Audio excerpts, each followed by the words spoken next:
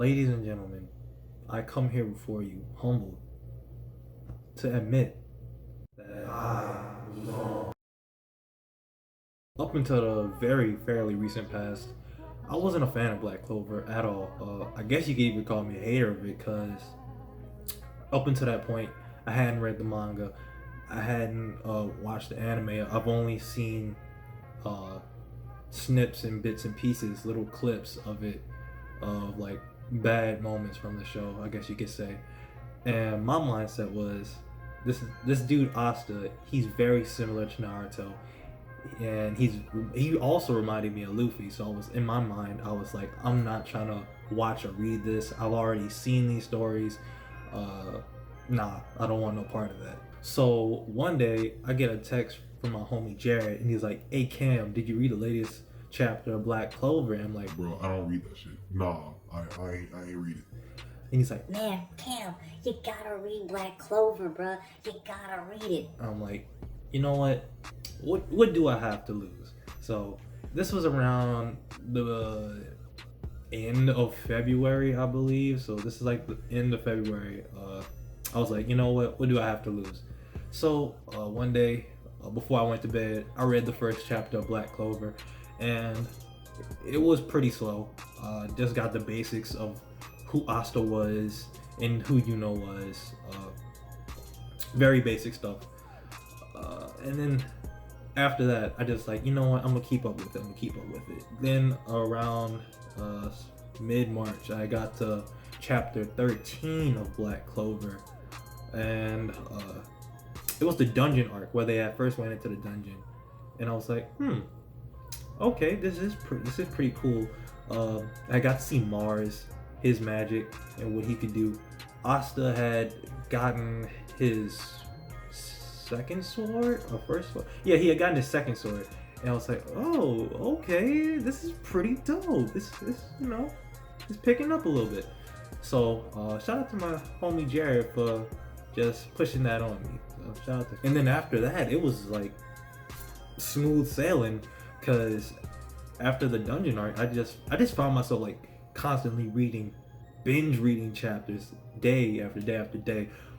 To this day, right now, I am currently on chapter 102, and I can say that it's just been a very pleasant experience for me. Asta, while he's still the typical shonen protagonist, very energetic, hot-headed, and all the other things that come along with that, I feel like he separates himself from the crowd, from a Deku, from a Naruto, from a Luffy. I just find him to be more charismatic, to be honest with you. I just find like his conviction to just be so much more stronger, and the way he interacts and influences people to just be different. I get a stronger sense of conviction and impact from him, and I felt that especially shine through when he helped Noelle overcome her fear of not being able to use her power, and just that whole ordeal she was going through, or she couldn't utilize her power to the fullest extent. He was always there encouraging her and telling her that she could do it, that she will overcome that whole trial she was going through. And then she finally did it. She bossed up.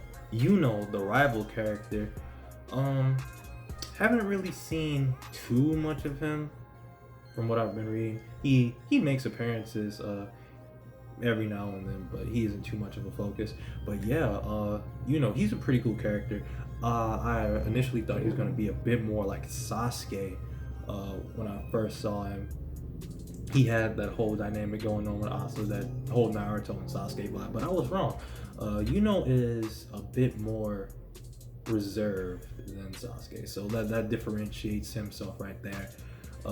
And actually has to go of becoming the Wizard King as well, so that also puts him in direct competition with Asta. They're always going at it over that, but they're also truly friends, so I really like that dynamic between them. They're not on some I'm scared to tell you that I admire you, so I'm gonna pseudo hate you and whatnot. They're actually really cool with each other. They're friends. So yeah. Noelle, another character who's piqued my interest. She has this whole dynamic going on with her siblings where they don't acknowledge her because she had trouble controlling her magic at first, and she came from a family of nobility, so that's like an anomaly. She's supposed to be top tier greatness, but she isn't. So they kind of distance themselves, not kinda, they really distance themselves from her and like bully her and tell her she's always a loser. But I'm really interested in see how she's gonna overcome that and maybe grow closer with them, because she seems like she still cares for them on the inside a bit, even though she's like she disregards them and be like I'm not gonna worry about them, etc, etc. But yeah, she clearly likes Asta, so they always have some funny interaction whenever they're around with each other. So she's a pretty cool character. So there's 3 more characters I want to talk about: Yami, Fuegoleon, and Leo. So Yami, he's the captain of the Black Bulls, the team that which Asta is a part of. I really like his character. He's very chill, laid back, and he jokes around a bit, but he can also be like really intense. So but yeah, he's kind of like the Kakashi of this team. Like I said, very chill, laid back, but he gets serious and down to business when the time calls for it. He's also really strong and has some really interesting magic. Like I can't remember what it's called. It deals with black holes, darkness. It's like some type of darkness, black hole magic. I thought that was really dope, and I like the way it was drawn in the manga. It really it drew me in when he was using it against the guy who used beast magic. That in the water temple, that was a dope fight when Yami was in there. Now on to Fuegoleon, Fuegoleon, him. To me, he seemed like he was the heart of the captains in a true lion sense, since his name is Fuegoleon, Fire Lion. Yeah, y'all get it. He seemed like he was the heart of the captains. Not to mention, I felt like he had, in my opinion, that was the first time like I actually noticed someone have an impact on Asta. Well, I take that back. Yami had an impact on Asta before him, but Fuegoleon's impact on Asta, I really felt it, because he taught Asta the lesson of remaining calm and using your head in battle, which I thought was extremely valuable, something that Asta would use a lot going forward. So I just felt his impact was really huge on Asta. And next we have Leo, Fuegoleon's younger brother, and him and Asta, so apparently they're rivals. So it was really interesting seeing them fight together in that arc where Fuegoleon had got injured and hurt. So I'm gonna see how their connection, their relationship progresses forward as I continue reading.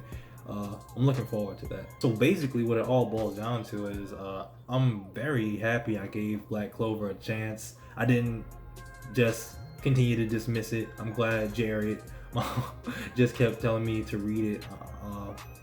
I'm very pleasantly surprised at how this has turned out.